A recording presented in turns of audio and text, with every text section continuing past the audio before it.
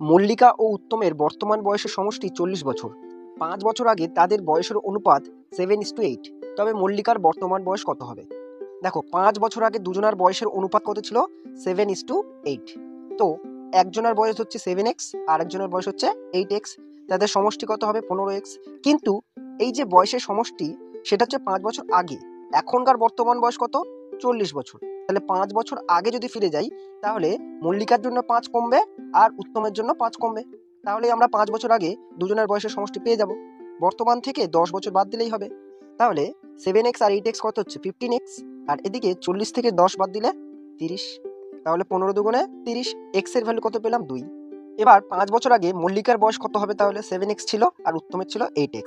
X এর value 2, তাহলে 7 দুগুণে 14। এটা হচ্ছে মল্লিকার বয়স 5 বছর আগে। উত্তমের কত? 8 × 2, 8 দুগুণে 16।